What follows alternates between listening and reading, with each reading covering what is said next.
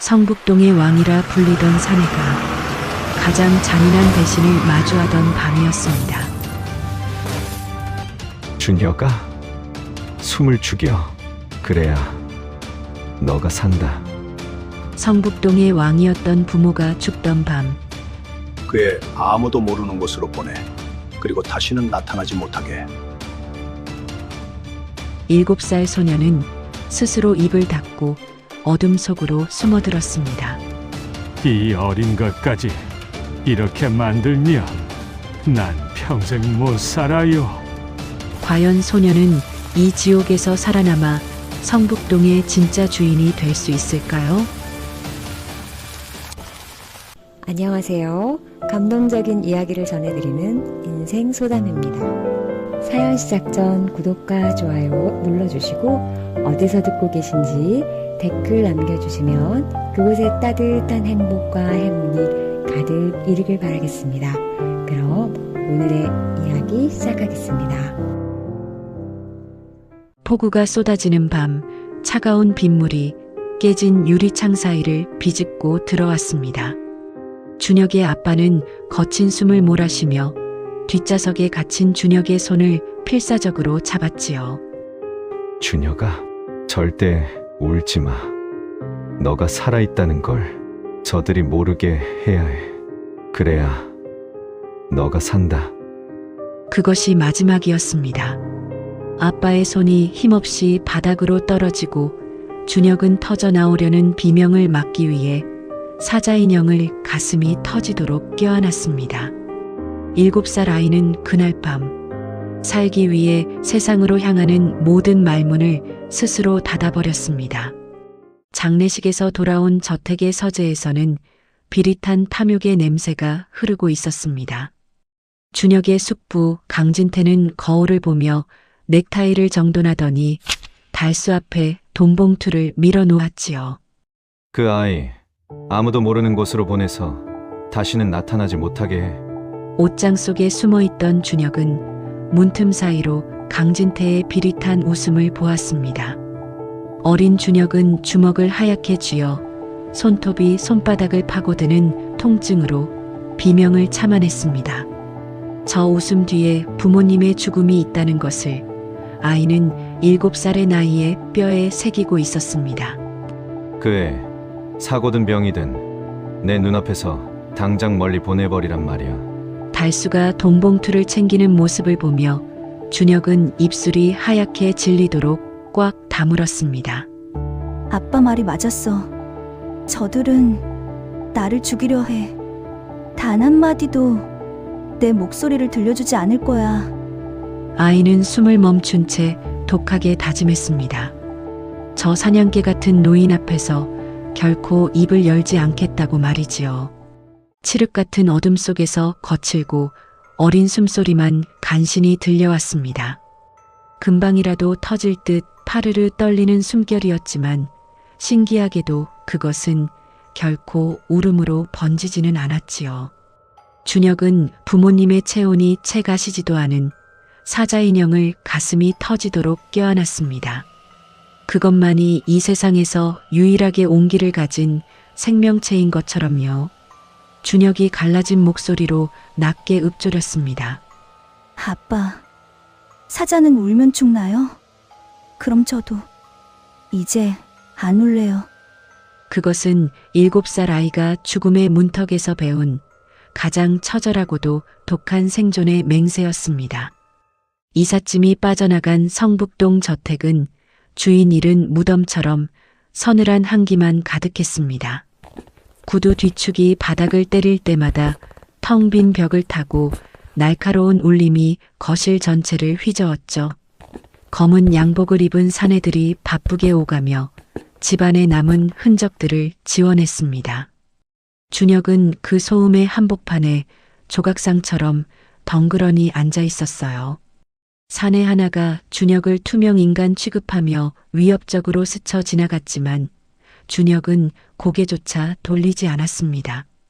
지금 여기서 움직이거나 소리를 내면 저들이 자신의 심장마저도 가져갈 것 같다는 공포가 아이의 온몸을 밧줄처럼 꽁꽁 묶어두고 있었으니까요.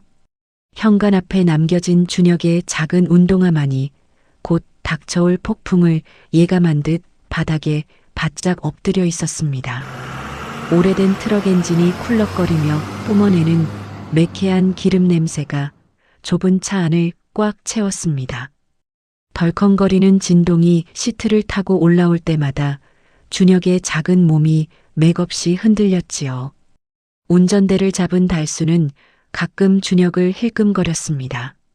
그 눈빛은 배고픈 늑대가 먹잇감의 숨통을 어디쯤에서 끊을지 가늠하는 것처럼 서늘하고 비릿했어요. 준혁은 그 시선이 느껴질 때마다 손톱이 손바닥을 파고들 만큼 주먹을 꽉 쥐었습니다. 아이에게는 너무나 무서웠거든요. 당장이라도 차 문을 열고 뛰어내리고 싶을 만큼 등줄기에 얼음 조각이 흐르는 기분이었지만 준혁은 끝내 창밖으로 시선을 돌렸습니다. 여기서 약한 모습을 보이면 아빠와 엄마를 다시는 만날 수 없을 거라는 막연한 예감이 7살 아이를 독한 침묵 속에 가둬버렸습니다. 준혁이 내뱉은 하얀 입김이 창문에 서려 아이의 얼굴을 흐릿하게 지워버리고 있었습니다. 트럭이 멈춰선 곳은 사람의 그림자조차 보이지 않는 황량한 산기슭 별장이었습니다. 강진태의 비서가 차에서 내리더니 침을 뱉듯 달수의 발 앞에 두툼한 돈봉투를 던졌지요. 먼지 섞인 흙바닥에 떨어진 돈봉투가 힘없이 구르며 불쾌한 종이 마찰음을 냈습니다. 준혁은 트럭 밑 좁고 어두운 틈새에 몸을 구겨 넣은 채 그 광경을 죽은 듯 지켜보았습니다. 비서의 입꼬리가 비릿하게 올라가며 포식자가 먹잇감을 확인하듯 차 밑을 훑었습니다. 준혁은 심장 소리가 밖으로 새나갈까봐 작은 손으로 입을 틀어막고 눈을 질끈 감았어요. 여기서 들키면 정말로 끝이라는 걸 본능적으로 직감했으니까요. 달수는 비굴하게 허리를 숙여 그 돈봉투를 주워 올렸고 그 모습은 준혁의 가슴에 날카로운 유리 파편으로 박혔습니다. 달수는 차마 아이의 눈을 보지 못한 채 준혁을 어두운 방 안으로 밀어넣듯 이끌었습니다. 먼지가 풀풀 날리는 방 안에 멍하니 서 있는 준혁을 바라보며 달수는 곰방대를 물고 툭 던지듯 물었지요. 야, 너 아까부터 왜 한마디도 없냐? 너 설마 벙어리냐? 준혁은 대답 대신 달수의 장화끈만 뚫어지게 노려보았습니다. 달수는 답답하다는 듯 혀를 차며 준혁의 얼굴 앞으로 거칠게 다가와 아이를 쏘아보았습니다. 말 못하면 고개라도 까딱해봐. 알아들었어. 하지만 준혁은 마치 말을 못하는 사람처럼 혹은 영혼이 빠져나간 인형처럼 단 한 번의 신음조차 내뱉지 않았습니다. 진짜 벙어리가 들어왔구먼. 달수는 혀를 차고 나갔고 홀로 남겨진 준혁은 그제야 참았던 숨을 몰아쉬며 굳게 다문 입술을 바르르 떨었습니다. 주방 바닥에 놓인 낡은 상 위로 김이 모락모락 나는 하얀 쌀밥이 올라왔습니다. 하루 종일 굶은 준혁의 코끝을 밥의 단내가 자극했지만 아이는 숟가락 대신 손을 뻗어 상을 엎어버렸습니다. 탕하는 소리와 함께 사발이 깨지고 하얀 밥알들이 차가운 장판 위로 비참하게 흩어졌지요. 이게 어디서 행패야? 먹기 싫으면 굶어라.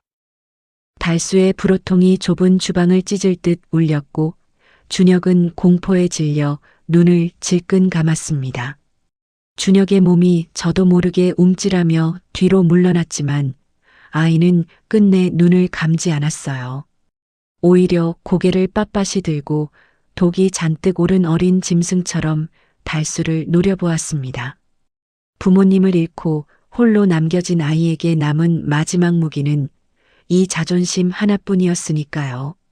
바닥에 흩어진 하얀 밥알들이 준혁의 처량한 처지처럼 차갑게 식어가고 있었습니다. 낡은 형광등이 지지직거리며 불안한 빛을 내뿜는 좁은 화장실 안에서 달수는 떨리는 손으로 약병을 움켜쥐고 있었습니다. 달수의 손에는 작은 유리병 하나가 들려 있었어요. 손가락에 힘이 들어갔다 풀렸다를 반복하더니 달수는 결국 그것을 서랍 깊숙이 밀어 넣어버렸습니다. 차르르 하며 물속으로 가라앉는 약들을 보던 달수의 어깨가 힘없이 무너져 내렸어요. 회장님, 저는 못합니다. 저 어린 것까지 망치면 나중에 지옥 가서 당신의 얼굴을 어찌 봅니까? 터져 나오려는 통곡을 막으려 달수는 제 입을 거칠게 틀어막았습니다. 그저 사람답게 살고 싶었을 뿐인데 돈 몇 푼에 영혼을 팔아치운 제 자신이 성인 남자 대여섯 명이 짓누르는 것보다 더 무겁게 느껴졌거든요. 달수의 꺽꺽거리는 울음소리가 화장실의 눅눅한 물비린내 속으로 비참하게 흩어지고 있었습니다. 새벽녘의 차가운 공기가 복도를 타고 흘러 준혁의 얇은 잠옷 속을 파고들었습니다. 준혁은 숨소리조차 내지 않으며 달수의 방 문틈 앞에 바짝 엎드렸어요. 어두운 복도에는 달수가 약병에 무언가를 채워넣는 사각사각한 소리만이 작게 울려 퍼졌지요. 문틈 사이로 시큼한 비타민 냄새가 준혁의 코끝을 스쳤습니다. 준혁은 벽을 짚은 손에 힘을 꽉 주었어요. 무서운 괴물인 줄만 알았던 달수의 손이 저토록 가늘게 떨리고 있다는 것을 아이는 새벽의 정적 속에서 처음으로 목격했거든요. 달수가 비타민을 채워 넣은 약병을 내려놓는 둔탁한 소리가 들렸을 때 준혁은 제 심장 소리가 골목 끝까지 들릴 만큼 크게 뛰는 것을 느꼈습니다. 저 사내는 부모님을 죽인 자들의 편이 아니라는 것을, 아니, 어쩌면 자신과 같은 슬픔을 가진 사람일지도 모른다는 사실을 준혁은 깨달았습니다. 별장 뒤뜰의 메마른 흙바닥 위로 오후에 늘어진 햇살이 따갑게 쏟아지고 있었습니다. 준혁은 쪼그리고 앉아 나뭇가지 하나를 들고 줄지어 이동하는 개미떼를 심술궂게 가로막았지요. 아이의 눈에는 세상을 향한 갈 곳 없는 분노가 서려 있었습니다. 나뭇가지 끝이 개미 하나를 짓누르려는 찰나 투박하고 두꺼운 달수의 손이 준혁의 손목을 강하게 붙잡았습니다. 준혁이 악을 쓰며 팔을 휘둘렀지만 달수의 손은 절대 떼어낼 수 없을 것처럼 단단하고 묵직했습니다. 달수는 준혁의 눈을 똑바로 응시하며 낮게 가라앉은 목소리로 말했어요. 생명 귀한 줄 알아야 진짜 사자가 되는 거다. 제 힘보다 약한 것을 괴롭히는 건 사자가 아니라 비겁한 하이에나나 하는 짓이야. 준혁은 반항하던 몸을 멈추고 입술을 꽉 깨물었습니다. 자신보다 작고 보잘것없는 개미들의 움직임이 어쩌면 거대한 세상 앞에 던져진 자신의 처지와 닮아 있다는 생각이 문득 들었거든요. 달수가 놓아준 준혁의 손목에는 붉은 손자국이 남았고 뒤뜰의 마른 풀잎 소리만이 두 사람 사이의 정적을 메우고 있었습니다. 장날을 맞은 시장은 이른 아침부터 상인들의 거친 호객 소리와 비릿한 피 냄새로 북새통을 이루고 있었습니다. 달수는 고기를 썰어내던 정육점 주인 앞에서 낡은 모자를 벗어 손에 꼭 쥐었지요. 도마를 내리치는 칼날의 둔탁한 소리가 날 때마다 달수의 어깨가 움찔하며 작게 떨렸습니다. 아이고 사장님, 딱 한 근만. 예. 애가 통 먹지를 못해서 그럽니다. 상태 좋은 놈으로 조금만 싸게 주시오. 정육점 주인이 귀찮다는 듯 핏물 섞인 얼음을 바닥에 쏟아내며 손사래를 쳤지만 달수는 오히려 허리를 더 깊게 숙였습니다. 성북동 저택을 점령했던 무서운 사내들 앞에서도 꼿꼿했던 그 자존심이었지만 지금은 그 자존심보다 아이의 빈속을 채우는 게 더 절실했으니까요. 달수의 갈라진 손등 위로 정육점에 붉은 조명이 스며들어 마치 지울 수 없는 흉터처럼 번지고 있었습니다. 시장은 낡은 생선 괴짝에서 흘러나온 비릿한 물이 바닥을 적셔 발을 디딜 때마다 찝찝한 소리가 발목을 잡았습니다. 준혁은 좁은 골목 입구에 몸을 숨긴 채 정육점 주인에게 연신 머리를 조아리는 달수의 뒷모습을 보았습니다. 달수의 비굴한 웃음소리가 시장의 소음 사이를 비집고 들어올 때마다 준혁의 작은 가슴은 무겁게 가라앉았지요. 준혁은 전신주에 붙어 너덜거리는 빛바랜 광고 전단지를 손톱이 하얘지도록 긁어댔습니다. 당장이라도 달려가 그 더러운 고기 안 먹어도 된다고 소리치고 싶었지만 준혁은 차마 발을 떼지 못하고 제자리에 박힌 듯 서 있었어요.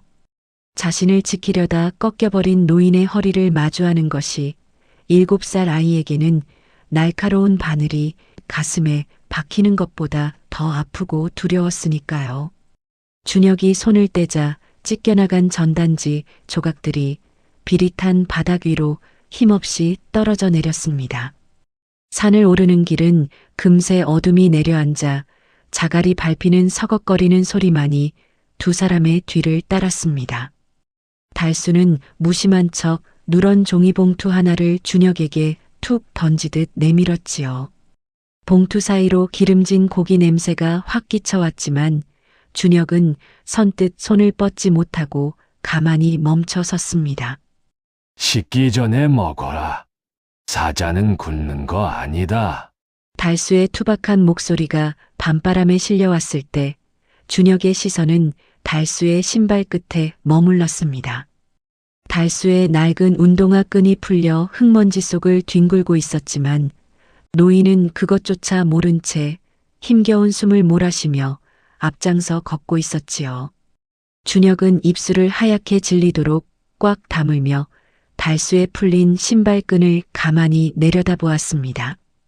고맙다는 말 한마디면 될 것을 아이는 그 짧은 문장 하나가 목구멍에 가시처럼 걸려 결국 밖으로 내뱉지 못했습니다. 창밖을 때리는 빗소리가 골방의 정적을 깨뜨리는 깊은 밤이었습니다. 준혁은 침대 밑 깊숙이 숨겨두었던 낡은 USB를 꺼내어 달수가 몰래 두고 간 소형 재생기에 꽂았습니다. 지지직거리는 잡음 끝에 그토록 그리워하던 아빠의 목소리가 좁은 방 안을 따뜻하게 채웠지요. 준혁아, 우리 아들 울어도 괜찮아. 아빠가 지켜주지 못해서 미안해. 그 목소리가 고막을 울리는 순간 준혁은 숨이 멎을 것 같은 통증을 느끼며 바닥으로 무너져 내렸습니다. 소리를 내어 울면 달수가 들을까봐 준혁은 제 옷소매를 입으로 꽉 물고 소리 없는 통곡을 쏟아냈어요. 어깨가 파르르 떨리고 온몸의 근육이 비틀렸지만 7살 아이는 끝까지 비명을 참아냈습니다. 울면 죽는다는 할아버지의 말보다 아빠가 남긴 미안하다는 그 말 한마디가 준혁의 얼어붙은 심장을 더 아프게 녹여내고 있었으니까요. 빗물 섞인 바람이 창틀을 흔드는 소리가 준혁의 오열을 조용히 덮어주고 있었습니다. 푸르스름한 새벽빛이 별장 뒷뜰을 덮고 있을 무렵 설이 내려앉은 풀잎들이 달수의 장화 끝에 밟히며 서걱거리는 비명을 질러댔습니다. 준혁은 차가운 유리창에 맺힌 성에를 작은 손바닥으로 문질러 닦아내며 밖을 응시했지요. 창살을 움켜쥔 아이의 손마디는 하얗게 질려 있었고 혹여 숨소리가 밖으로 새나갈까봐 입술을 굳게 다물었습니다. 밖에서는 달수가 낡은 삽으로 감나무 밑동의 흙을 파헤치는 둔탁한 소리가 정적을 깨뜨리고 있었어요. 삼날이 돌멩이에 부딪힐 때마다 불꽃이 튀듯 날카로운 금소금이 들렸지만 달수는 허리 한번 펴지 않고 흙을 파냈습니다. 준혁은 그 뒷모습을 보며 심장이 골목 끝까지 들릴 만큼 크게 뛰는 것을 느꼈습니다. 공포 때문이 아니었어요. 달수가 소중하게 구덩이 속에 밀어넣은 그 무언가가 부모님의 사고와 연결된 마지막 진실일지도 모른다는 예감이 아이의 등줄기를 소름 돋게 만들었거든요. 달수가 흙을 다시 덮고 발로 꾹꾹 다지는 동안 준혁은 창틀에 머리를 기댄 채 그 좌표를 머릿속에 뼈를 깎는 심정으로 새겨 넣었습니다. 감나무 위로 까치 한 마리가 낮게 울며 날아갔고 달수의 거친 숨소리는 새벽 안개 속으로 무겁게 가라앉고 있었습니다. 주방 안에는 낡은 냉장고의 진동음만이 가득했고 그 위로 갓 지은 밥의 구수한 단내가 서늘한 공기를 감싸고 있었습니다. 달수가 평소처럼 삐걱거리는 식탁 앞에 앉아 멍하니 벽을 바라보고 있을 때였지요. 준혁은 제 심장 소리가 들릴까봐 발소리를 죽이며 달수 곁으로 다가갔지요. 아이의 작은 손에는 은색 숟가락 2개가 쥐어져 있었는데 그 금속의 서늘한 촉각이 손바닥을 타고 심장까지 전해지는 듯 했습니다. 준혁은 잠시 멈칫하며 숟가락을 쥔 손에 힘을 주었지만 이내 조심스럽게 달수의 밥그릇 옆에 그것을 내려놓았어요. 밥상을 통째로 엎어버렸던 그날의 도끼는 온데간데 없고 오직 누군가를 챙기고 싶다는 낯선 마음만이 아이의 손끝을 타고 조용히 흘러나왔으니까요. 달수는 내려놓인 숟가락을 보며 턱선 근육을 미세하게 떨었지만 끝내 아무 말도 하지 않았습니다.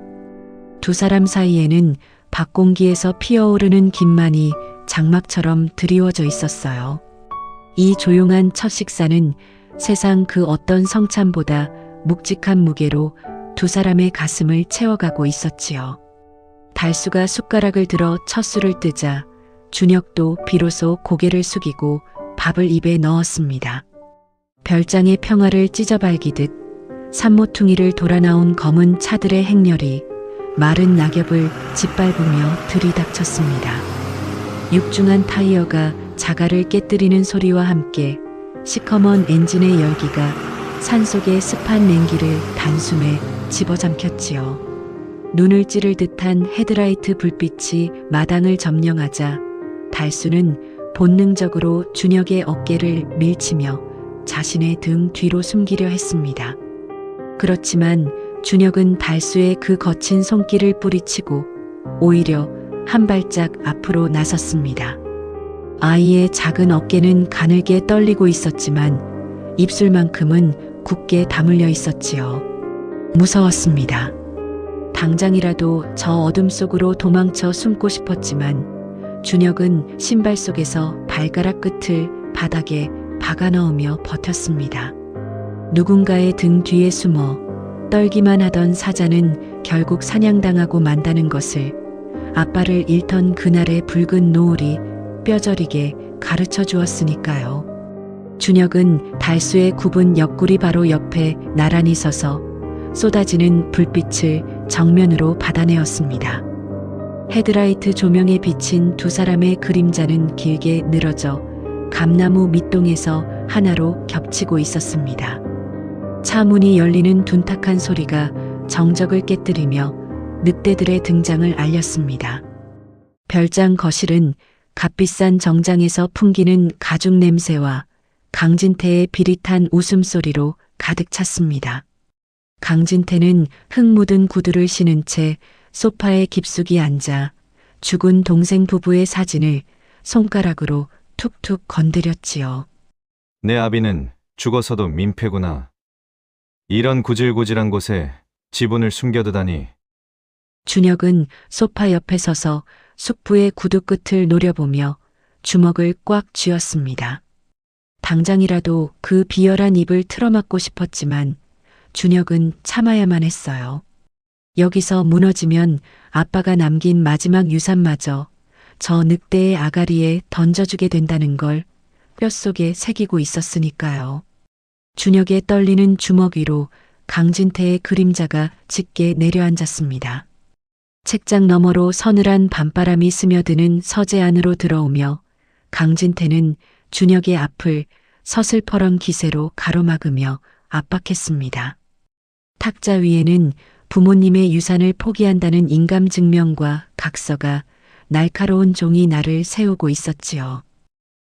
찍어. 도장 하나 찍으면 넌 아무 걱정 없이 살 수 있어. 안 그러면 너가 가장 두려워하는 일이 다시 생길 수도 있거든. 강진태가 준혁의 손을 억지로 끌어당겨 인장을 찍게 하려 하자 준혁은 온 힘을 다해 버티며 저항했습니다. 아이는 무서웠어요. 당장이라도 팔목이 부러질 것 같은 통증이 밀려왔지만 준혁은 비명 한 번 지르지 않고 강진태의 눈을 독하게 노려보았지요. 사자는 스스로 목을 내놓지 않는다는 아빠의 마지막 눈빛이 아이의 머릿속을 스쳐 지나갔거든요. 강진태의 비서들이 달수를 에워싸며 거칠게 압박했습니다. 달수는 휘청이면서도 준혁의 작은 몸을 제 가슴팍에 꼭 가두었어요. 쓰러질지언정 아이만은 놓지 않겠다는 듯이요. 안 됩니다. 이 아이는 건드리지 마십시오. 달수는 쏟아지는 타격을 온몸으로 받아내면서도 준혁을 자신의 품 안에 꽉 가두었습니다. 그 아비규환 속에서 달수는 강진태가 들이밀던 각서를 갈기갈기 찢어 바닥에 팽개치고는 온몸으로 준혁을 감싸 안았어요. 그리고는 흩날리는 종이 조각 사이로 준혁을 안심시키듯 미소 지었지요. 자신을 사냥개로 보냈던 주인의 명령을 어기고 비로소 인간이 되기로 결심한 노인의 마지막 저항이었으니까요. 매질 소리와 달수에 억눌린 신음이 별장의 정적을 갈기갈기 찢어발기던 그 순간이었습니다. 사고 이후 단 한마디의 신음조차 내뱉지 않아 모두가 목소리를 잃었다고 믿었던 아이였습니다. 그렇지만 자신을 지키기 위해 무너져가는 노인의 뒷모습을 본 순간 아이의 깊은 침묵이 깨졌습니다. 하지 마! 우리 할아버지 괴롭히지 마! 그것은 사자가 세상을 향해 내뱉는 첫 번째 포효이자 스스로 선택했던 지독한 유배를 끝내는 선언이었습니다. 달수의 등을 때리려던 사내들의 손이 허공에서 굳어버렸고 마당에는 기괴한 정적이 내려앉았습니다. 달수는 터진 입술 사이로 거친 숨을 몰아쉬며 처음 듣는 아이의 목소리에 믿기지 않는다는 듯 고개를 들어 준혁을 바라보았지요. 준혁은 후들거리는 다리를 땅에 박아 넣으며 눈물이 고인 눈으로 강진태를 향해 포효했습니다.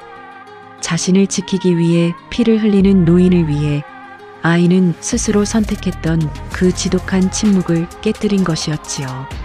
정적을 깬 것은 강진태의 소름 끼치는 비웃음 소리였습니다. 그는 벌레를 밟기 직전의 표정으로 허리를 숙여 준혁과 눈을 맞췄어요. 이거 봐라. 입이 붙어 있었어? 그런데 준혁아, 너 정말 아픈가 보구나. 잊지도 않은 할아버지를 찾고 소리를 지르니 말이야. 아니야! 우리 할아버지야! 괴롭히지 마!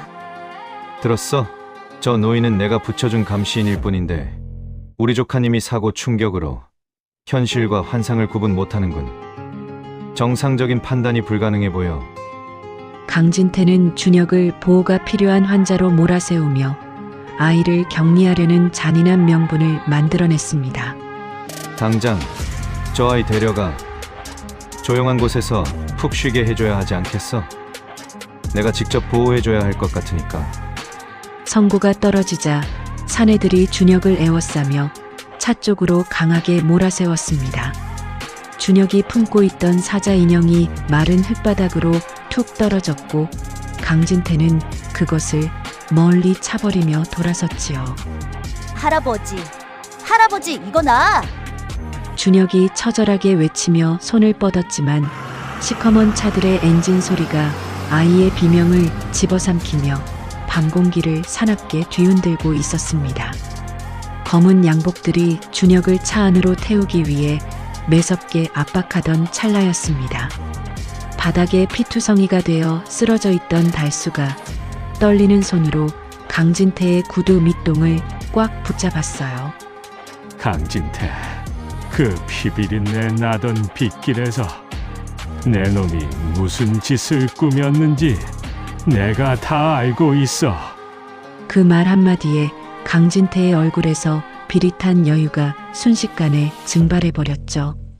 달수는 가쁜 숨을 몰아쉬며 품 안에서 낡은 USB 하나를 꺼내 보이며 웃음을 지었어요. 사냥개가 주인을 물기 위해 평생을 숨겨온 마지막 송곳니를 마침내 드러낸 순간이었습니다. 강진태가 당황하여 부하들에게 USB를 뺏으라고 소리치는 사이 달수는 초인적인 힘으로 준혁을 낚아채 어둠 속으로 달렸습니다.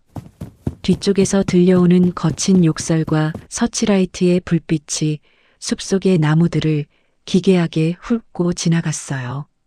달수는 가시덩굴에 살점이 뜯겨나가는 줄도 모르고 준혁의 작은 손을 부서져라 꽉 쥐었죠. 준혁아, 아저씨, 아니, 할아버지 꽉 잡아라. 절대 놓치면 안 된다. 앞이 보이지 않는 칠흑 같은 산길이었지만 두 사람은 서로의 체온에 의지한 채 벼랑 끝을 향해 거침없이 몸을 던졌습니다. 추격대의 발소리가 멀어지고 숲속에는 차가운 새벽 이슬이 맺히는 소리만이 적막하게 흘렀습니다. 간신히 몸을 숨긴 작은 동굴 안에서 달수는 떨리는 손으로 준혁의 뺨에 묻은 흙을 닦아주었어요. 준혁은 말없이 달수의 터진 손등 위에 제 작은 손을 겹쳐 올렸죠. 땀과 눈물로 범벅이 된 채 서로를 마주보는 두 사람의 눈동자엔 이제 공포 대신 지독한 유대감이 서려 있었습니다. 달수는 젖은 목소리로 나직하게 읊조렸어요. 이제 아무데도 안 보낸다. 내가 무슨 일이 있어도 너를 지킬 거야. 내 목숨을 걸고서라도 말이야. 7살 아이와 늙은 사냥개. 세상에서 가장 외로운 두 존재가 비로소 진짜 가족이 되어 어두운 밤을 버텨내고 있었습니다. 칠흑 같은 산속을 헤매던 부하들이 빈손으로 돌아오자 강진태의 얼굴은 짐승처럼 일그러졌습니다. 그는 애꿎은 부하의 뺨을 거칠게 후려치고는 흙먼지가 묻은 자신의 고급 구두를 혐오스럽게 바라보았어요. 쥐새끼 2마리를 놓쳐? 그 USB에 뭐가 들었는지 알면 내 놈들 목숨 10개로도 부족해. 강진태는 차 안으로 몸을 던지며 창밖으로 별장을 노려보며 낮게 으르렁거렸죠. 반드시 찾아내. 어떻게 해서든 그 물건을 가져와야 해. 절대 실패하지 마. 검은 차들이 비명을 지르며 별장을 빠져나갔고 마당에는 짓밟힌 준혁의 사자 인형만이 처량하게 남겨졌습니다. 멀어지는 자동차 엔진 소리를 들으며 달수는 비로소 벽에 기대어 길고 뜨거운 한숨을 내뱉었습니다. 긴장이 풀리자 온몸의 상처가 비명처럼 밀려왔지만 그는 잠든 준혁의 머리칼을 가만히 쓰다듬었어요. 이제 강진태는 준혁을 살려둘 생각이 없다는 걸, 그리고 자신이 가진 USB가 유일한 방패이자 창이라는 것을 달수는 잘 알고 있었죠. 준혁은 잠결에도 달수의 옷자락을 놓지 않으려 손가락에 힘을 주었습니다. 그 작은 손의 온기가 달수의 가슴 속에 차갑게 식어있던 정이라는 불씨를 다시 지피고 있었어요. 산등성이에 숨어 강진태의 검은 차들이 멀리 사라지는 것을 확인한 두 사람은 서둘러 별장으로 내려왔습니다. 달수는 서둘러 준혁의 옷가지와 아빠의 유품이 든 작은 가방을 챙기기 시작했어요. 준혁아, 서둘러야 한다. 놈들이 언제 다시 마음을 바꿀지 몰라. 아이는 말없이 아빠의 낡은 시계를 제 팔목에 차고는 달수의 옷자락을 꼭 쥐었죠. 가장 위험했던 공간을 떠나 이제 진짜 자유를 향해 한 걸음을 내디디려는 찰나였습니다. 하지만 대문을 열기도 전에 밖에서 수십 대의 차량이 급정거하는 소리가 별장을 뒤흔들었습니다. 속은 줄 알았던 강진태가 비열한 미소를 지으며 부하들과 함께 거실로 들이닥쳤어요. 내가 난임이라 자식이 없어서 그런가. 내 놈들이 꼭 내 새끼들처럼 걱정돼서 돌아왔지. 강진태는 낄낄거리며 달수의 멱살을 잡았고 준혁은 그 악마 같은 웃음소리에 온몸이 얼어붙었죠. 탈출의 꿈은 순식간에 산산조각 났고 별장은 다시 한번 지옥 같은 감옥으로 변하고 말았습니다. 강진태는 달수를 지하실에 가두고 준혁을 감시하기 위해 별장 곳곳에 부하들을 배치했습니다. 아이는 방 한구석에 웅크리고 앉아 제 손목에 감긴 아빠의 시계를 내려다보았어요. 여기서 울거나 소리를 지르면 모든 게 끝난다는 것을 7살 아이는 본능적으로 깨달았죠. 아이는 심호흡을 하며 눈동자에서 모든 감정을 지워냈습니다. 이제부터는 인간이 아닌 아무것도 모르는 멍청한 인형으로 살아야 한다는 결의를 다진 순간이었습니다. 다시 별장에 갇힌 지 이틀째, 준혁은 거실 한복판에 앉아 멍하니 벽에 붙은 파리를 쫓고 있었습니다. 강진태가 다가와 아이를 차갑게 내려다보며 이런저런 말을 쏟아냈지만 준혁은 사자인형을 품에 꼭 안은 채 초점 없는 눈으로 웅얼거릴 뿐이었죠. 이놈 봐라. 정말 기억을 잃은 건가? 아니면 연기를 하는 건가? 강진태가 의심스러운 눈초리로 아이의 턱을 거칠게 잡아들어 올렸어요. 하지만 준혁은 사자인형의 귀를 잘근잘근 씹으며 웅얼거릴 뿐이었죠. 정말 기억에 문제가 생겼나 보군. 강진태는 혐오스럽다는 듯 손을 털고 돌아섰고 그 순간 아이의 눈동자엔 숙부의 등 뒤를 꿰뚫는 서늘한 살기가 스쳐 지나갔습니다. 강진태가 설치한 감시의 눈길은 별장 곳곳에 독사처럼 숨어 있었습니다. 방 천장에 있는 화재 감지기 뒤에 숨겨진 도청기가 자신을 엿듣고 있다는 사실을 아이는 이미 알고 있었어요. 준혁은 일부러 도청기 근처로 다가가 인형을 안고 소름 끼치도록 가느다란 목소리로 소꿉놀이를 시작했지요. 아빠, 사탕은 마당 큰 돌 밑에 숨겨놨는데 뱀이 무서워서 못 꺼내겠어요. 서재에서 헤드셋을 끼고 이를 엿듣던 강진태는 무릎을 탁 치며 부하들에게 급히 무전을 쳤습니다. 적들이 헛수고를 하러 마당으로 우르르 몰려나가는 소리를 들으며 아이는 이불 속에서 차갑게 미소를 지었어요.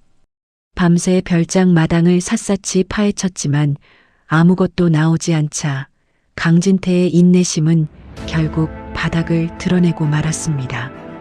그는 흙투성이가 된 구두를 거칠게 벗어 던지며 대기 중이던 강제 이송단에게 서슬퍼런 명령을 내렸어요.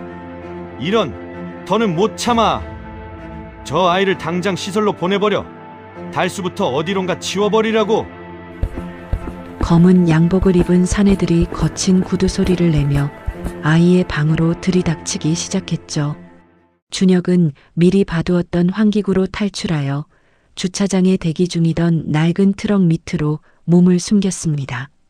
차가운 아스팔트 바닥에 배를 붙인 채 숨을 몰아쉬던 아이의 눈 앞으로 자신을 찾으려는 적들의 구두 소리가 어지럽게 지나갔습니다. 트럭 밑 차가운 아스팔트 바닥에 엎드린 아이의 눈동자가 어둠 속에서 번뜩였습니다. 코앞으로 적들의 거친 구두 발자국이 먼지를 일으키며 지나갈 때마다 아이는 가슴을 바닥에 밀착시킨 채 그 소리에 온 신경을 집중했어요. 왼쪽 둘, 입구에 하나. 구두 굽소리가 무거운 걸 보니 체격이 커. 아이는 단순히 겁을 먹고 숨은 게 아니라 발소리의 간격과 무게감을 통해 적들의 위치와 숫자를 머릿속에 그려 넣었지요. 마침내 순찰하던 발소리가 트럭에서 멀어지는 찰나의 순간 아이는 주차장 구석에 놓인 소화기 쪽으로 소리 없이 굴렀습니다. 적들이 고함을 지르는 소리가 머리 위를 때렸지만 아이는 탈출 타이밍을 지능적으로 계산하며 차갑게 미소 지었습니다. 지하실 입구를 지키던 경비원들은 갑자기 차고 안쪽에서 들려온 둔탁한 소리에 거칠게 문을 열고 들어섰습니다. 그들이 조심스레 발을 들이는 순간 아이가 미리 바닥에 미끄러운 세정제를 풀어놓은 탓에 적들이 중심을 잃었어요. 이게 뭐야? 아! 당황한 적들이 비틀거리는 틈을 타 선반 뒤에 숨어있던 아이는 근처에 있던 소화기를 발사했습니다. 굉음과 함께 하얀 분말 가루가 폭발하듯 뿜어져 나오며 순식간에 적들의 시야를 마비시켰지요. 아무것도 안 보여. 눈을 못 뜨겠어. 비명을 지르며 허우적대는 적들을 뒤로 한 채 아이는 미리 챙겨온 열쇠 뭉치를 들고 지하실 철문을 향해 망설임 없이 달렸어요. 철컥 문이 열리고 쇠사슬에 묶여있던 달수가 믿기지 않는다는 듯 고개를 들자 아이는 단단한 목소리로 짧게 속삭였습니다. 할아버지, 가요. 이제 우리 시간이에요. 지하실을 탈출한 달수와 아이가 올라탄 곳은 차고에 서 있던 육중한 1톤 트럭이었습니다. 달수가 운전대를 잡았지만 자꾸만 흐려지는 시야와 적들의 추격에 트럭은 제대로 나가지 못하고 휘청거렸어요. 그때 조수석에 앉은 아이가 고사리 같은 손으로 사이드 미러를 조정하며 단단한 목소리를 냈죠. 할아버지, 왼쪽에서 검은 차가 오고 있어요. 지금 핸들 꺾으세요. 아이의 정확한 지휘 아래 트럭은 좁은 골목길을 거칠게 빠져나갔어요. 뒤를 쫓던 강진태의 수하들은 갑자기 튀어나온 쓰레기통 더미에 막혀 속도를 줄여야 했습니다. 무서워 울 법도 한 나이였지만 아이는 입술을 꽉 깨문 채 달수의 이정표가 되어 주었지요. 낡은 트럭은 별장을 뒤로 한 채 칠흑같이 어두운 산길을 향해 무섭게 질주했습니다. 추격자들의 라이트 불빛이 마침내 완전히 사라졌습니다. 트럭은 안개가 깔린 새벽 고속도로를 고독하게 달려나갔어요. 긴장이 풀린 달수가 거친 숨을 내뱉으며 핸들 위로 힘없이 고개를 떨구자 조수석에 앉아있던 아이가 할아버지의 피 묻은 손을 제 작은 두 손으로 조심스럽게 감싸쥐었지요. 할아버지, 조금만 더 버텨요. 이제 거의 다 왔어요. 아이는 자신의 옷소매를 걷어 달수의 터진 손등을 정성스럽게 닦아주며 위로를 건넸습니다.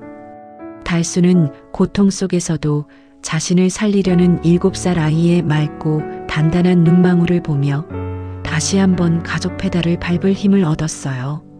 지평선 너머로 붉은 해가 솟아오르는 순간 두 사람을 태운 낡은 트럭은 절망의 터널을 지나 희망의 빛 속으로 거침없이 들어섰습니다. 트럭이 서울의 고층 빌딩 숲이 보이는 주차장에 멈춰 섰습니다. 아이는 차에서 내려 별장에서 입고 왔던 흑투성이의 낡은 티셔츠를 망설임 없이 벗어 쓰레기통에 던져버렸어요. 달수가 가방에서 소중히 꺼내준 것은 아빠가 생전에 남긴 작은 사이즈의 정장과 빳빳하게 다려진 와이셔츠였지요.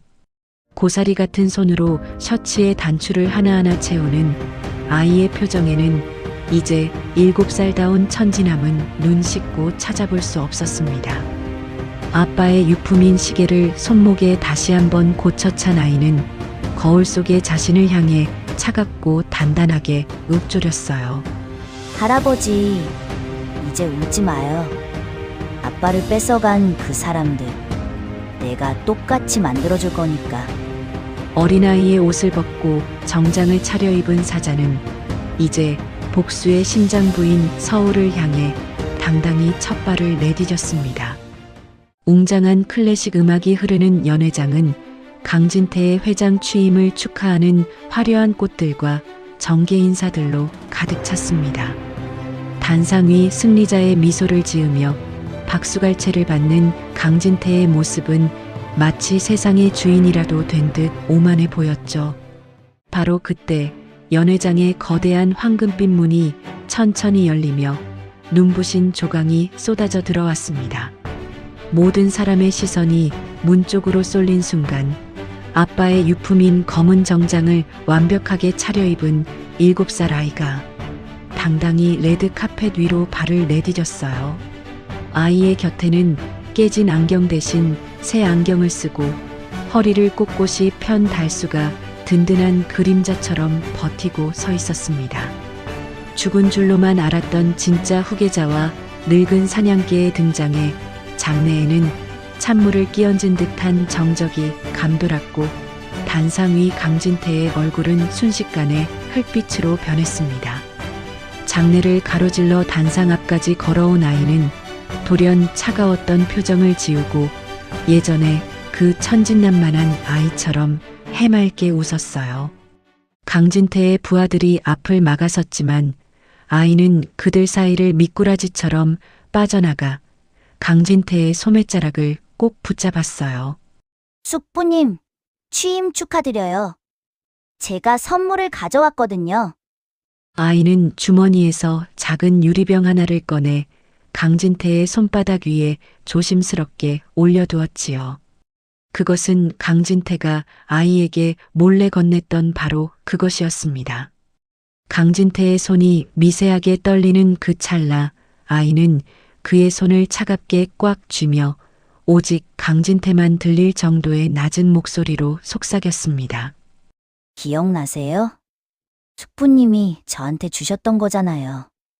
이제 돌려드릴게요.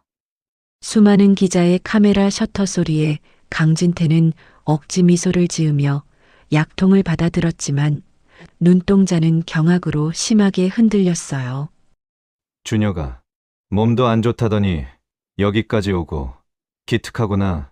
강진태가 당황하며 약통을 숨기려던 그 찰나 행사장 정면에 설치된 대형 전광판의 화려한 취임 축하 영상이 지지직거리며 끊겼습니다.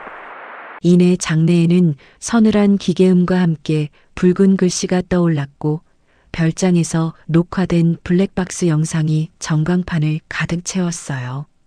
화면 속에는 비열한 미소를 짓고 있는 강진태의 얼굴이 선명하게 드러났고 스피커를 통해 그의 목소리가 천둥처럼 울려 퍼졌지요. 노인네는 지하실에 가둬. 그 아이는 아무것도 모르게 만들어버려. 절대 밖으로 나오지 못하게. 살인 모의와 학대 정황이 담긴 생생한 음성에 연회장은 순식간에 차가운 침묵에 잠겼고 하객들은 믿기지 않는다는 듯 단상 위를 바라보았습니다. 강진태의 얼굴은 순식간에 핏기가 가시다 못해 창백하게 질려버렸고 준혁은 그 광경을 무표정하게 지켜보며 달수의 손을 잡았지요. 아빠를 죽음으로 몰아넣고 자신들을 사지로 몰았던 악마의 민낯이 마침내 가장 화려한 순간에 세상 모든 사람 앞에 낱낱이 공개되었습니다. 이건 조작이야. 강진태가 비굴하게 소리를 지르자 장내는 오히려 차가운 침묵에 잠겼습니다. 준혁은 떨리는 손으로 강진태가 쥔 약통을 가만히 내려다보았어요. 아이는 무서운 듯 잠시 숨을 고르더니 잠시 후 아주 느리고 여린 목소리로 입을 열었죠. 이거 제가 힘들 때마다 숙부님이 직접 챙겨주셨던 거잖아요. 이거 먹으면 아빠 생각 안 날 거라고. 아이의 눈시울이 붉어지며 목소리가 가늘게 떨렸지만 눈빛만은 강진태를 똑바로 향했습니다. 근데 생각해보니 이 약은 저처럼 아픈 사람이 먹는 게 아니었어요. 아이는 한 걸음 물러나 마치 잘못을 저지른 어른을 타일러주는 아이처럼 슬프게 읊조렸습니다. 잘못을 하고도 모르는 당신 같은 짐승이 먹어야 하는 거였네요. 그래야 아빠한테 미안한 마음이라도 생길 테니까요. 비난의 화살을 견디지 못한 강진태가 비틀거리며 행사장 밖으로 도망치듯 빠져나갔습니다.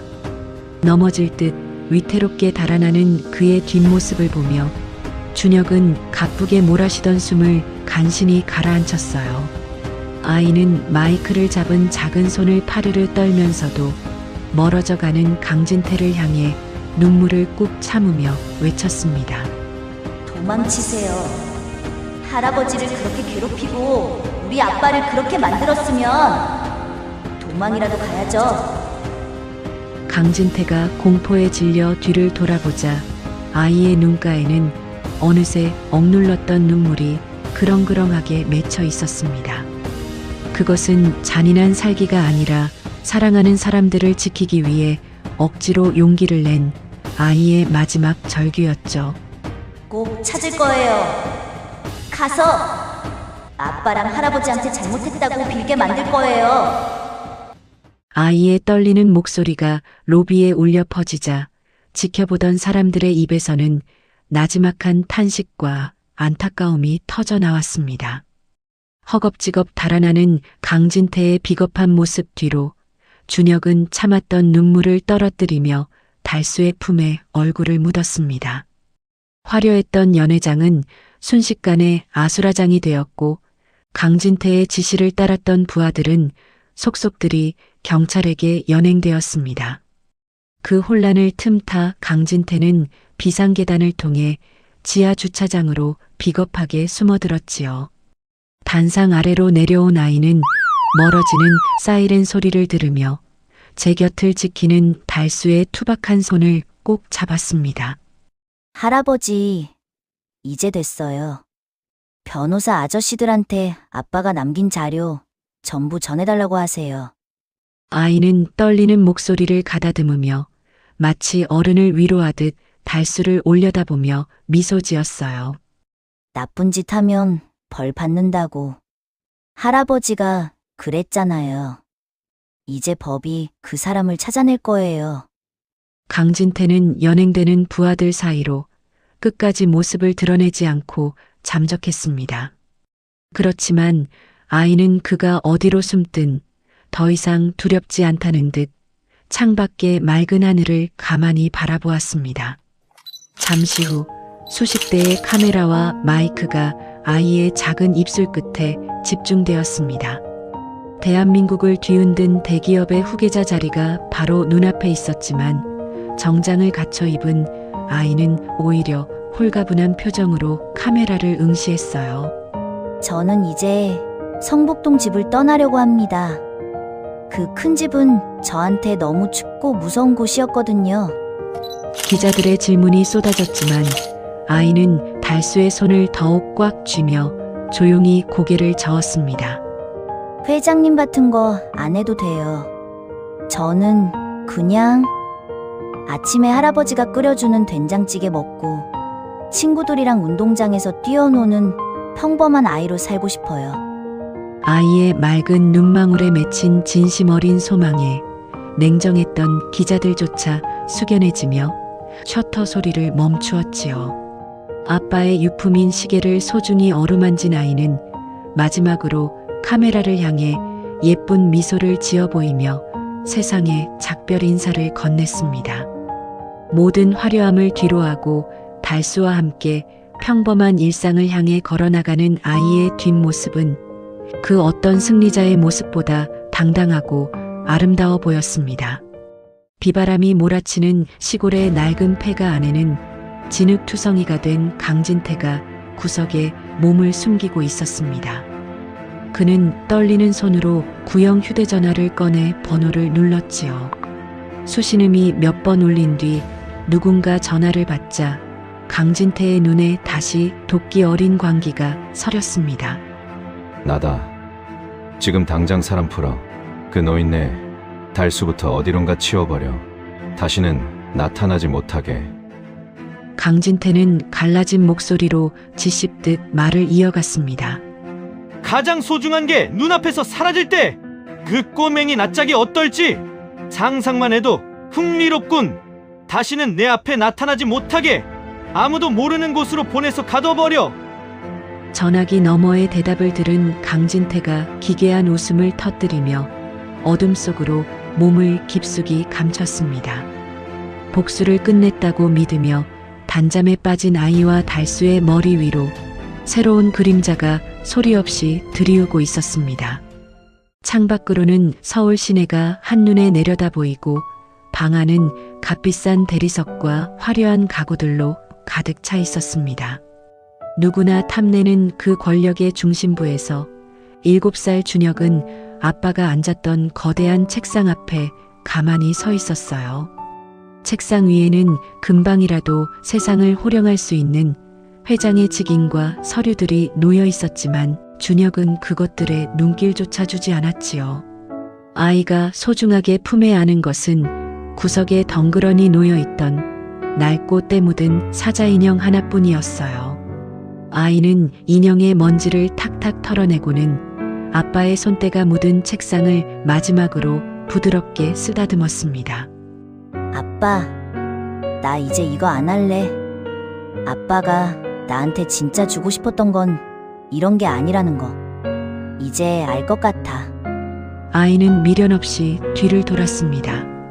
거대한 회장실 문을 열고 나가는 아이의 작은 등 뒤로 오후의 햇살이 길게 늘어졌어요. 마치 무거운 왕관을 스스로 벗어던진 왕의 뒷모습처럼 눈부시게 빛났지요. 정적이 흐르는 회의장 안에는 검은 정장을 입은 이사들이 숨을 죽인 채 단상 위의 어린 주인 준혁을 주시하고 있었습니다. 테이블 위에는 수조 원의 가치가 담긴 경영권 승계 서류가 놓여 있었죠. 모두가 아이의 입등만 바라보던 그때 준혁은 서류 대신 옆에 서 있던 전문 경영인에게 펜을 건넸습니다. 이건 아저씨가 하세요. 아빠가 그랬거든요. 잘하는 사람이 하는 게 모두를 행복하게 만드는 거라고.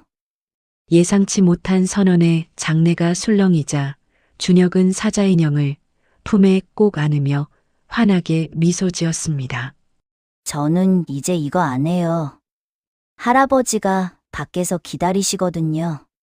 같이 떡볶이 먹으러 가기로 했어요. 어른들의 복잡한 계산과 욕심이 뒤엉킨 회의장을 뒤로하고 아이는 가벼운 발걸음으로 문을 향해 뛰어갔습니다. 억만금의 주식 증서보다 매콤달콤한 떡볶이 한 접시가 더 소중한 7살의 진심에 굳어있던 이사들의 얼굴에도 허탈함과 묘한 경외감이 교차했습니다. 거대한 그룹 본사 빌딩의 정문이 열리고 준혁과 달수가 나란히 걸어 나왔습니다. 빌딩 앞을 지키던 직원들이 허리를 숙여 인사했지만 준혁은 배낭을 고쳐매며 홀가분하게 앞만 보고 걸었어요. 달수는 아이의 어깨가 무거울까봐 커다란 손으로 슬며시 배낭 밑부분을 받쳐 들어주었지요. 준혁아, 정말 미련 없겠니? 이 건물 전체가 다 내 것인데. 달수의 물음에 준혁은 뒤도 돌아보지 않고 멀리 보이는 떡볶이 포장마차를 가리키며 밝게 웃었습니다. 할아버지, 건물은 너무 높아서 하늘이 안 보이잖아요. 전 저기 저 파란 하늘이 더 좋아요. 두 사람은 수조원의 가치가 있는 빌딩 숲을 뒤로하고 평범한 인파 속으로 섞여 들어갔습니다. 화려한 회장님의 손주와 비서가 아니라 그저 손을 잡고 걷는 할아버지와 어린 손주의 뒷모습 위로 서울의 오후 햇살이 따스하게 쏟아졌습니다. 정적만이 흐르는 납골당 안에서 준혁은 부모님의 사진이 담긴 유리암 앞에 멈춰 섰습니다. 그동안 강해 보이려 애써 어른처럼 행동했던 아이의 어깨가 부모님의 미소를 마주하자 조금씩 떨리기 시작했어요. 아이는 품에 안고 있던 낡은 사자 인형을 유리창에 가만히 맞대었죠. 아빠, 엄마, 저 왔어요. 나쁜 사람들 다 혼내주고 왔어요. 담담하게 말하려 했지만 한 번 터진 울음은 본물처럼 쏟아졌습니다. 아이는 유리암을 두 손으로 감싸 쥐고는 바닥에 주저앉아 소리내어 울기 시작했어요. 근데 나 너무 무서웠어. 아빠가 너무 보고 싶었단 말이야. 뒤에서 묵묵히 지켜보던 달수의 눈가에도 어느새 굵은 눈물이 맺혔습니다. 달수는 떨리는 걸음으로 다가가 준혁의 작은 등을 커다란 손으로 감싸 안았어요. 준혁아, 울어라. 마음껏 울어도 된다. 이제 할아버지가 옆에 있을게. 아빠 목까지 다 해줄게. 달수의 품에 얼굴을 묻고 엉엉 우는 아이의 통곡 소리가 고요한 납골 땅을 가득 채웠습니다. 그것은 상처 입은 어린 사자가 비로소 자신의 아픔을 씻어내고 다시 아이로 돌아가는 치유의 소리였어요. 그날 오후 서울역은 여행객들로 북적이고 있었습니다. 준혁은 세련된 정장 대신 편안한 점퍼 차림이었고 어깨에는 사자 인형이 든 배낭을 메고 있었어요.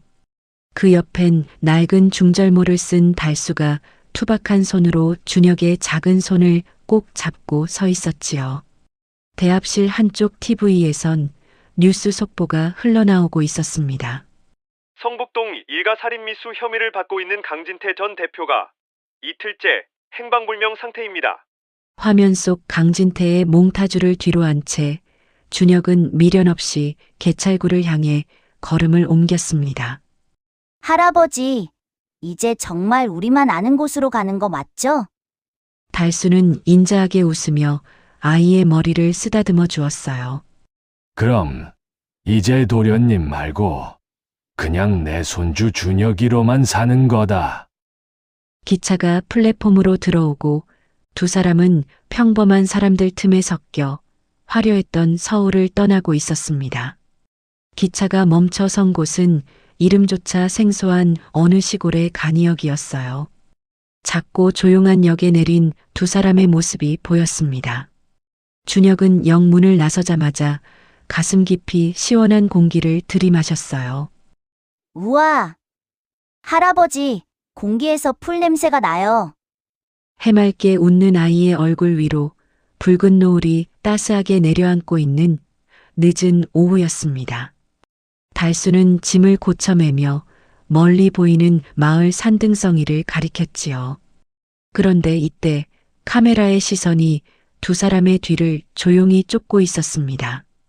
역 앞 낡은 트럭 뒤에 숨은 낯선 남자가 휴대전화로 두 사람의 뒷모습을 몰래 촬영하고 있었거든요. 그 사실도 모른 채 준혁과 달수는 정겨운 시골길을 따라 나란히 걸어 들어갔습니다. 며칠 뒤 햇살이 쏟아지는 달수의 옛 식당 마당은 수리하는 소리로 활기가 넘치고 있었습니다. 달수가 낡은 간판을 닦는 사이 준혁은 마당 구석구석을 돌며 조금 기이한 행동을 하기 시작했어요. 얇은 낚싯줄을 담장 근처에 낮게 연결하고 그 끝에 작은 방울들을 촘촘히 매달아 두었습니다. 대문앞 모래 바닥도 평평하게 고른 뒤 비닐을 덮고 흙을 살짝 뿌려두었지요. 달수가 의아한 듯 물었습니다. 준혁아, 우리 강아지 뭐 하니? 보물찾기라도 하니? 준혁은 방울을 조심스레 고정하며 담담하게 대답했어요. 아니요, 할아버지. 손님들이 오면 소리가 잘 나게 해두는 거예요. 그래야 우리가 미리 마중 나갈 수 있잖아요. 아이는 웃고 있었지만 눈빛만큼은 예민하게 식당 주변의 움직임을 살피고 있었습니다. 어느덧 해가 저물어가는 늦은 오후였습니다. 근처 개울가에서는 시원한 물소리가 들려오고 있었어요. 바짓단을 걷어올린 준혁이 차가운 개울물 속에서 물고기를 쫓으며 까르르 웃음을 터뜨리고 있었지요. 억지로 어른처럼 굴던 날카로움은 사라지고 비로소 7살 아이다운 순수한 얼굴이 돌아온 것이었습니다. 할아버지, 이것 보세요. 제가 잡았어요. 송사리 한 마리를 소중하게 들어올린 준혁을 보며 바위에 앉은 달수도 호탕하게 웃어주었어요. 두 사람의 웃음소리가 골짜기에 울려 퍼지는 참으로 평화로운 순간이었습니다. 붉은 노을을 등지고 먼지를 일으키며 검은색 승용차 한 대가 소리 없이 마을로 들어오고 있었어요. 준혁은 본능적으로 고개를 들어 마을 쪽을 잠시 바라보았지만 이내 다시 환하게 웃으며 달수에게 물을 튀겼지요. 폭풍 전야의 정적과 아이의 웃음소리가 기묘하게 겹치며 마을의 평화 위로 어둠이 서서히 내려앉고 있었습니다. 폭풍 전야의 고요함을 깨듯 그날 밤 시골 마을에는 거센 빗줄기가 쏟아지고 있었습니다. 낡은 식당 안에서는 달수가 준혁이 잠든 방 쪽을 확인하며 불을 끄려던 참이었어요. 하지만 그 순간 콱쾅 하는 천둥 소리와 함께 식당 문이 거칠게 열리며 젖은 구두 소리가 들려왔습니다.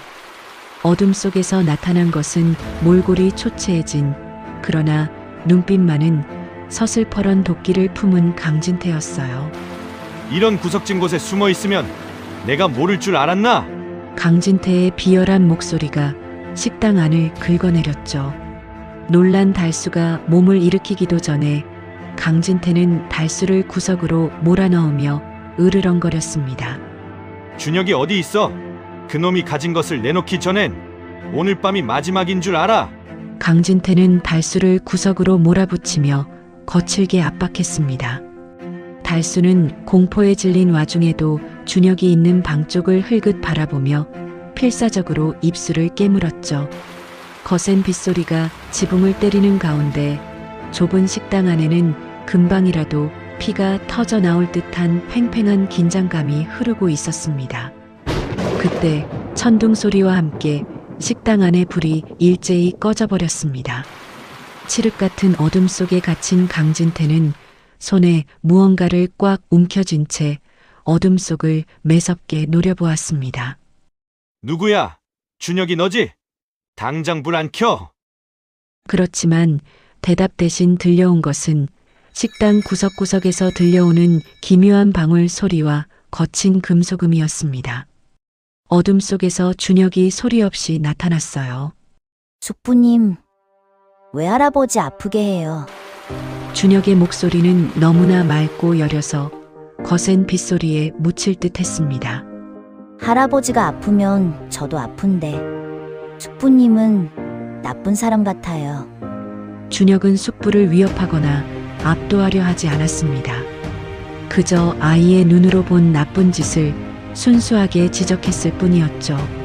그렇지만 7살 조카의 그 맑은 눈망울과 떨리는 목소리에서 느껴지는 깊은 슬픔은 그 어떤 서늘한 경고보다 강진태의 폐부를 깊숙이 찔렀습니다.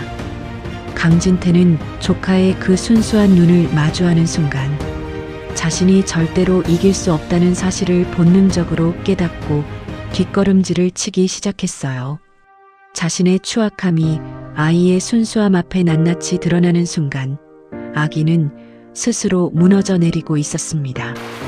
거센 빗소리를 뚫고 강진태의 주머니 속에서 휴대전화가 미친 듯이 울려대기 시작했어요. 당황한 강진태가 날카로운 무언가를 쥔 손을 부들부들 떨며 전화를 확인했죠. 화면에는 그의 신복인 오전무의 이름이 떠 있었습니다.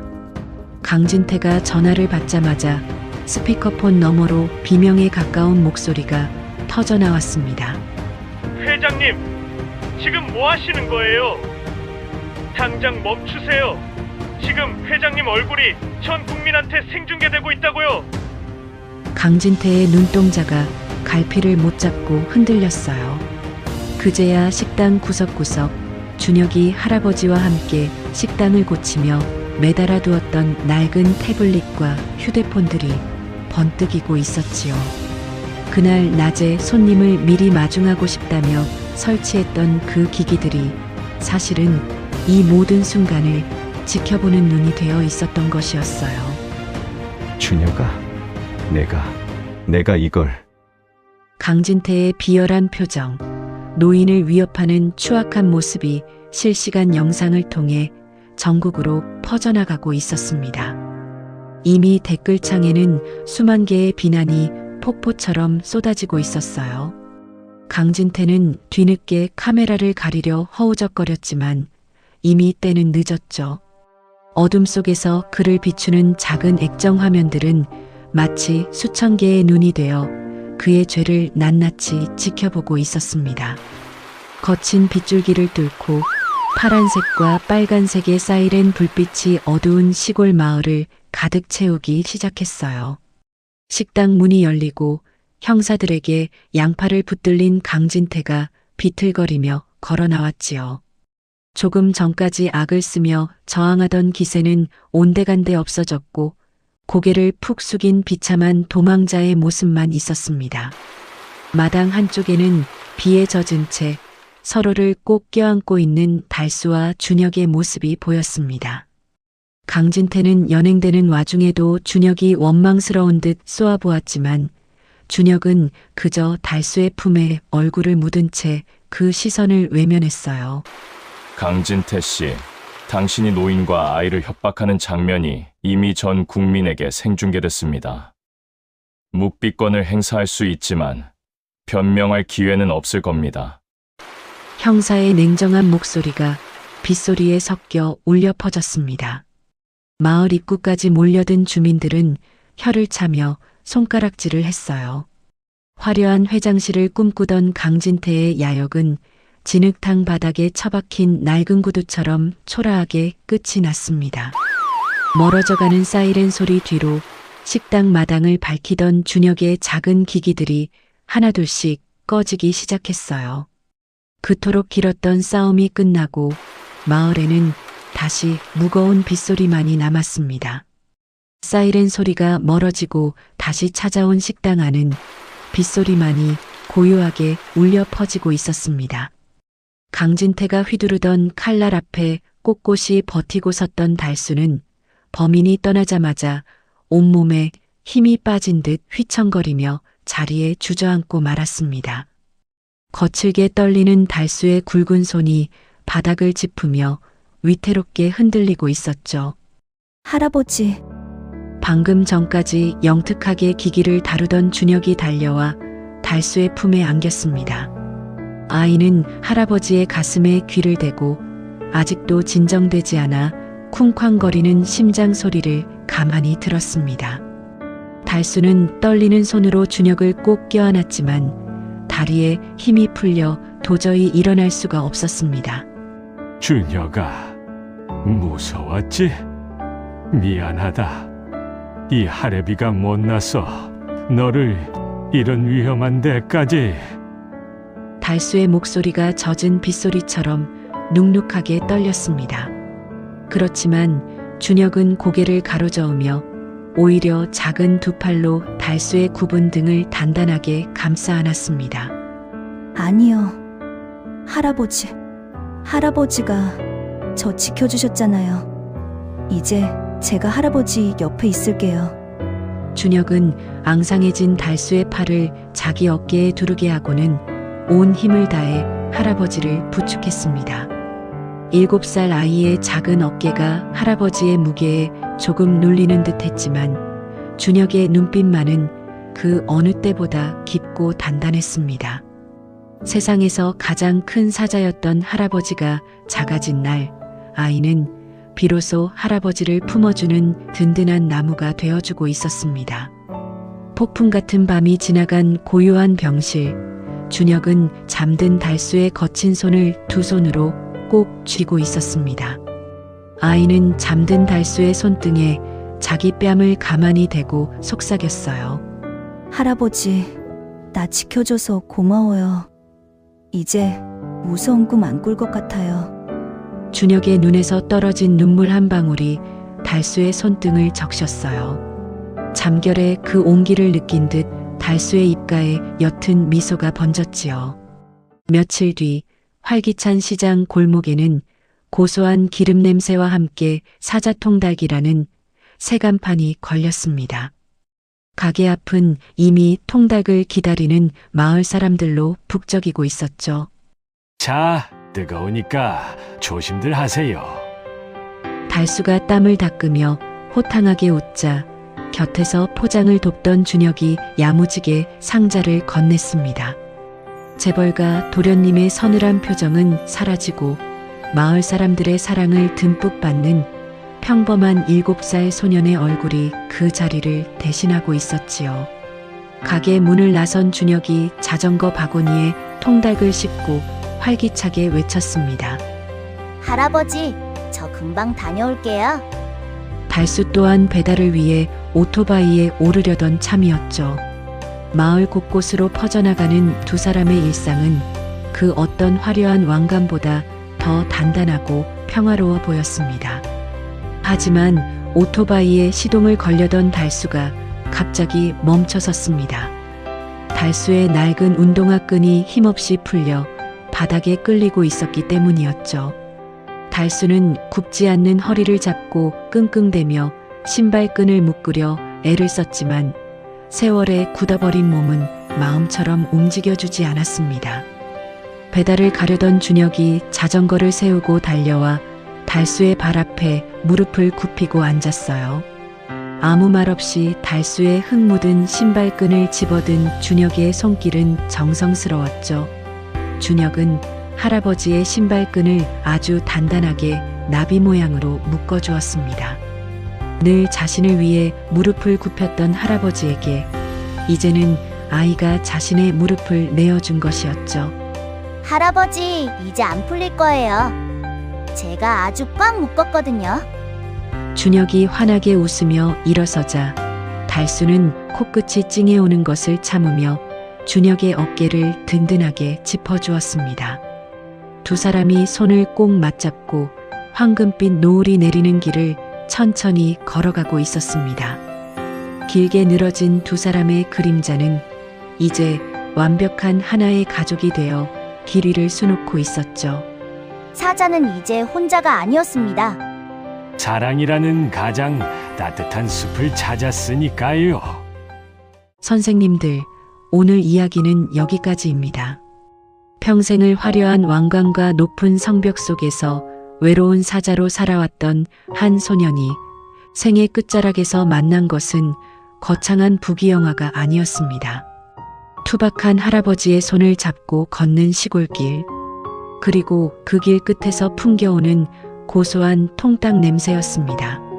사자는 무서운 이빨을 가졌을 때가 아니라 사랑하는 사람을 지키기 위해 무릎을 꿇을 때 비로소 진정한 왕이 된다는 것을 이 이야기가 우리에게 알려준 것 같습니다. 세상에서 가장 강한 힘은 군림하는 것이 아니라 서로의 신발끈을 묶어주는 그 따뜻한 배려에서 나오니까요. 이제 차가운 복수와 소년의 영특함은 마을 사람들에게 따뜻한 통닭을 배달하는 다정한 마음바구니가 되었습니다. 선생님들의 마음을 무겁게 짓누르던 외로운 왕관들도 오늘 이 이야기를 통해 누군가와 맞잡은 따스한 온기로 바뀌셨기를 진심으로 바랍니다.